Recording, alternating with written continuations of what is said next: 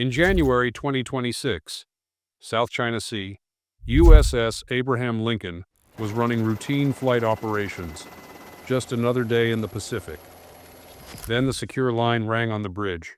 New orders from Fleet Command, not a request. Pack up the air wing. Now. Within hours, navigators plotted a course across the Pacific, through the Indian Ocean, and into the Persian Gulf. Every sailor understood what a sprint of this distance demanded. What they didn't know was why. What crisis required this carrier, at this moment, to abandon the Pacific and rush toward Iran? And why was Lincoln the only answer? In December 2025, Iran erupted. What began as economic protests quickly became the most serious challenge to the Islamic Republic in decades.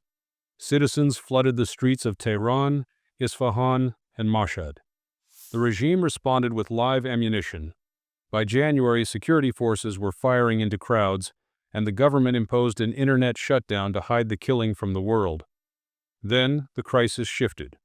Reports emerged that Supreme Leader Ali Khamenei had issued a direct order: crush the protests by any means necessary. Thousands of civilians died, secret executions inside detention centers, bodies returned to families with one instruction: don't speak. Why did an internal Iranian crisis force an American naval response? Because a regime that shoots its own citizens is the same regime that seizes oil tankers and targets American bases. Foreign intelligence was clear. A collapsing government would manufacture an external crisis to consolidate control. The timeline collapsed from weeks to days. Action could not wait.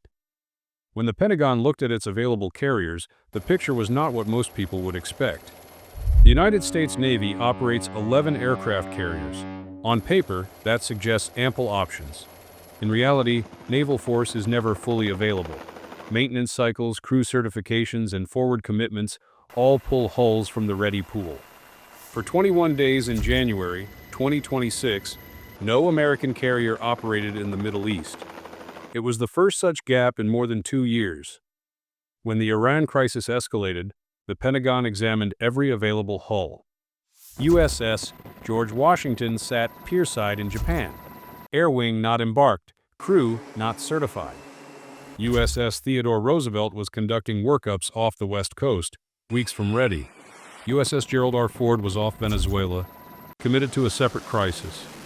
USS George H.W. Bush had departed Norfolk but had not completed her certification. At sea, but not ready. What remained? One carrier combined position, certification, a combat-ready air wing, and immediate availability. USS Abraham Lincoln was already at sea, her crew certified, escorts integrated, aircraft already flying combat missions. The decision to send Lincoln was not preference, it was arithmetic. When a crisis demands a carrier in days, not weeks, the question is not which ship the Navy wants.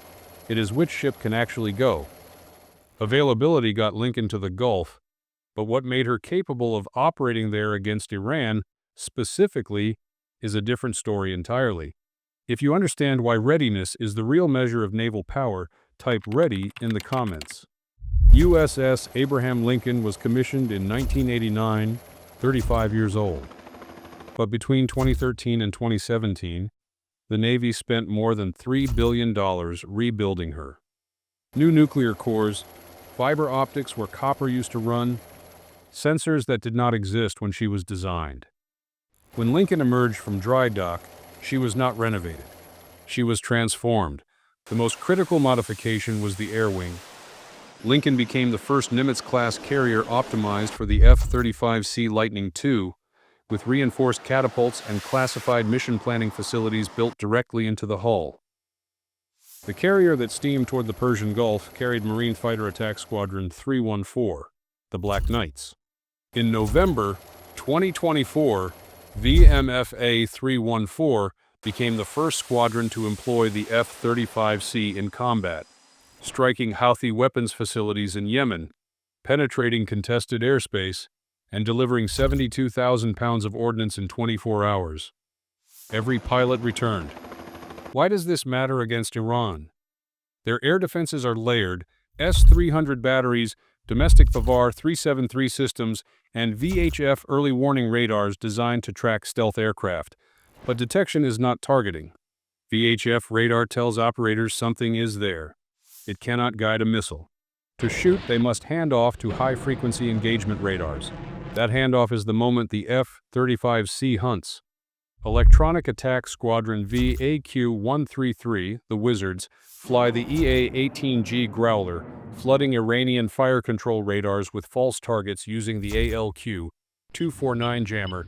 The operator cannot generate a firing solution.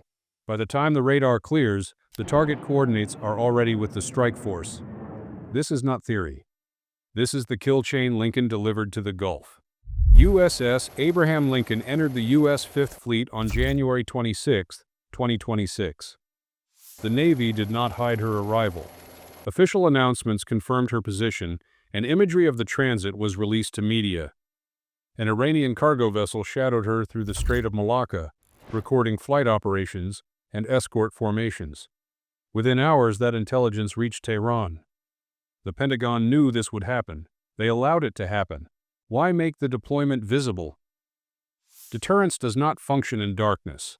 A submarine on patrol reassures allies, but it cannot stop an Iranian gunboat from seizing a tanker tomorrow morning. Only presence the adversary can see and calculate against compels restraint. The objective was not surprise. The objective was demonstration. On February 3rd, 500 miles off Iran's coast, an Iranian Shahed-139 drone aggressively approached USS Abraham Lincoln with unclear intent. An F-35C launched and destroyed it. That same day, 6 Revolutionary Guard Corps gunboats attempted to seize a U.S.-flagged tanker in the Strait of Hormuz. The tanker ignored their demands and continued under escort from USS McFall. Iranian commanders received 2 messages simultaneously. Their drone had been shot down, and their gunboats had been denied. Deterrence is not achieved by hiding strength. It is achieved by proving it. The Strait of Hormuz is 21 miles across at its narrowest point. Through this corridor passes 20 million barrels of oil every day, roughly 1/5 of global consumption. Most of it bound for Asian markets: China, India, Japan, and South Korea. The economies of America's closest allies depend on this transit remaining open. Iran has spent 2 decades building a strategy to close the strait. Thousands of ballistic and cruise missiles line the coast. Fast attack boats stand ready to swarm merchant vessels. Naval mines remain available for covert deployment. The strategy does not require Iran to win a naval war, only to impose unacceptable costs on global shipping. Every tanker captain, every shipping executive, every insurance underwriter understands this calculus. The Lincoln Carrier Strike Group dismantles that calculus. 3 destroyers, USS Frankie Peterson Jr., USS Spruance, and USS Michael Murphy, carry hundreds of vertical launch cells loaded for every threat scenario. Tomahawks reach targets deep inland. SM-3 and SM-6 handle everything from ballistic missiles to fast attack boats. The E-2D Advanced Hawkeye orbits overhead, directing the entire air defense network. This is not defense through attrition. This is defense through denial. Iran can launch saturation salvos, but every radar that activates is marked for destruction. Every launch site is targeted.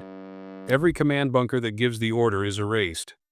What happens when Iran cannot close the strait? The oil continues to flow. Insurance rates remain stable. The crisis that could trigger a broader war never materializes, and the adversary concludes the objective is unachievable. This is sea control, not the absence of threat, but the demonstrated capacity to neutralize it. Lincoln's presence does not guarantee peace.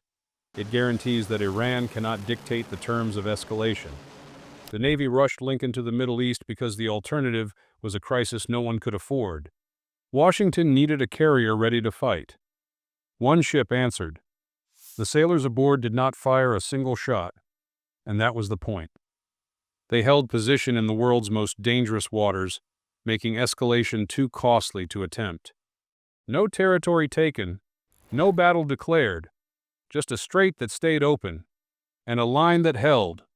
That is why the sprint mattered.